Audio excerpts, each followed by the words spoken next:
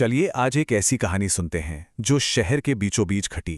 एक ऐसी सुबह जब ज्यादातर लोग सो ही रहे थे, एक घटना ने पूरी बैंकिंग की दुनिया को हिलाकर रख दिया। ये एक अविश्वसनीय कहानी की शुरुआत है। 500 करोड़ रुपए। जी हां, बिल्कुल सही सुना। शहर के सबसे बड़े प्राइवेट बैंकों में से एक के सिस्टम से एक सुबह बस यूं ही 500 करोड़ रुपए गायब हो गए। और देखिए, गायब होने का मतलब ये नहीं था कि पैसा किसी दूसरे अकाउंट में चला गया। नहीं, ये पैसा तो बस सिस्टम में ही जैसे घुल गया था। कोई निशान नहीं, कोई सुराग नहीं। और इसी बात ने बैंक में एक भयानक दहशत फैला दी थी। सोचिए, बैंक के बोर्ड रूम में चीखें गूंज रही थीं और उन्हीं में से एक आवाज आई, अगर ये पैसा अभी के अभी वापस नहीं आया ना तो मैं बर्बाद हो जाऊंगा। अंदाजा लगाया जा सकता है कि दांव पर क्या कुछ लगा था। बैंक के अंदर का माहौल पूरी तरह से अफरा तफरी वाला था। कर्मचारी, मैनेजर और पूरी की पूरी आईटी टीम, हर कोई बस जवाब खोजने के लिए हाथ पैर मार रहा था। तो हुआ ये कि पैसा मेन सर्वर से गायब था, लेकिन किसी कस्टमर या विदेशी अकाउंट में उसका कोई नामो निशान नहीं था। आईटी टीम ने सारे लॉक्स चेक किए, फायरवॉल देखे, साइबर सिक्योरिटी एक्सपर्ट्स और पुलिस को भी बुला लिया गया, लेकिन नतीजा जीरो। और हर गुजरते मिनट के साथ बैंक की साख डूबती जा रही थी। तो अब बैंक के उन एयर कंडीशन कमरों से ध्यान हटाते हैं और बाहर की शोरगुल वाली सड़क पर चलते हैं, जहां एक ऐसा शख्स था जो इस पूरी पहेली को सुलझा रहा था, एक ऐसा शख्स जिसे कोई देख भी नहीं रहा था। देखिए, एक तरफ बैंक की वो शीशे की बड़ी सी इमारत थी जहां सूट पहने लोग मोबाइल पर चिल्ला रहे थे, और दूसरी तरफ ठीक उसी दीवार के पार फुटपाथ का एक कोना था जहां फटे हुए बोरों के साथ रहता था 12 साल का नील, जिसके ऊपर अनदेखे होने की एक मोहर सी लग गई थी। दो दुनिया जिन्हें सिर्फ एक दीवार अलग कर रही थी। नील की एक बहुत ही खासियत थी, वो सिर्फ शोर नहीं सुनता था, वो भाषा सुनता था। जब लोग बोलते तो वो शब्द पकड़ता, और जब मशीनें चलती तो वो पैटर्न पकड़ता था। ये एक ऐसा हुनर था जिसे हर कोई बस नज़रअंदाज कर देता था। और यहीं उसे अपना पहला सुराग मिला। उसने गौर किया कि बैंक के बैकअप सर्वर के एग्जॉस्ट फैन की आवाज बदल गई थी। वो लय में नहीं थी, जैसे कोई सांस रोक रहा हो।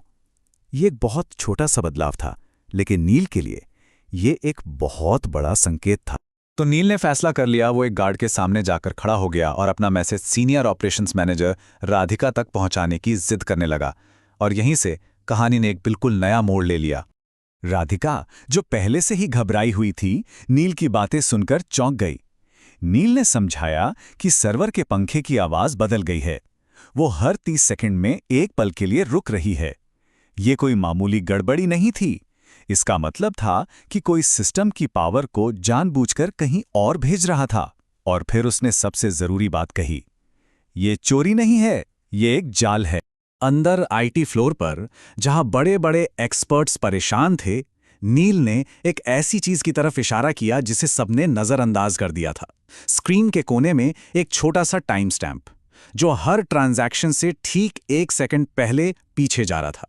ये एक ऐसी बात थी जो टेक्निकली असंभव लग रही थी। और फिर नील ने वो बात कही जिसने वहां मौजूद सभी टेक एक्सपर्ट्स को हैरान कर दिया। उसने कहा, जिसने भी ये किया है उसने पैसा चुराया नहीं है, उसने बैंक को खुद से लड़ने पर मजबूर कर दिया है। ये सिर्फ एक टेक्निकल गड़बड़ी नहीं थी, ये सिस्टम पर एक मनोवैज्ञानिक हमला था।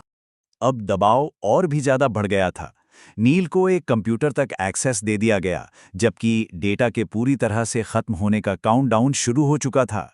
ये अब समय के खिलाफ एक दौड़ थी। और यहीं पर कहानी और भी दिलचस्प हो जाती है। नील ने एक ऐसी चीज खोजी जो किसी भी डॉक्यूमेंट में लिखी हुई नहीं थी। उसने समझाया कि सिस्टम का एक छिपा हुआ सुरक्षा प्रोटोकॉल है। जब सिस्टम को खतरा महसूस होता है तो वो पैसे को एक घोस्ट रूम, यानी एक सुरक्षित आइसोलेटेड हिस्से में छिपा देता है। ये सिस्टम का अपना एक डिफेंस मैकेनिज्म था। समय बहुत तेजी से बीत रहा था। स्क्रीन पर चेतावनी आई, डेटा कोलैप्स में 17 मिनट बचे हैं। फिर 13 मिनट पर बैंक के बाहर पहली मीडिया वैन आ गई। जब 7 मिनट बचे थे तो नील के काम करने के बाद ट्रस्ट इंडेक्स धीरे धीरे बढ़ने लगा। और जब सिर्फ 4 मिनट बाकी थे, नील ने पूरे सिस्टम को बंद करने का एक बहुत बड़ा फैसला लिया। नील की स्ट्रैटेजी बिल्कुल अलग थी। उसने समझाया कि सिस्टम को उन पे भरोसा नहीं है, तो भरोसा वापस जीतने के लिए उसने हजारों छोटे छोटे ट्रांजैक्शंस चलाए। ऐसा करके वो सिस्टम को याद दिला रहा था कि उसका असली मकसद क्या था। छोटे खाताधारकों की सेवा करना। अब वो पल आ गया था जहां सब कुछ दांव पर लगा था। बैंक का भविष्य, लोगों का पैसा, सब कुछ एक 12 साल के लड़के पर रखे गए भरोसे पर टिका था। और फिर नील ने एंटर की दबाई। एक पल में पूरे बैंक में अंधेरा छा गया, सब कुछ बंद हो गया। 30 सेकंड की एक गहरी खामोशी जिसमें सबकी सांसें अटकी हुई थीं। उस तनाव भरी खामोशी के बाद एक एक करके सिस्टम की लाइटें वापस जलने लगी।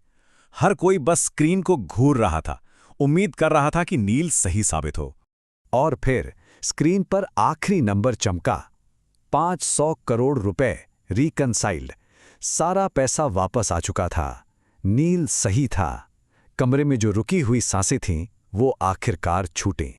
लेकिन एक सवाल अभी भी बाकी था, आखिर ये किया किसने था?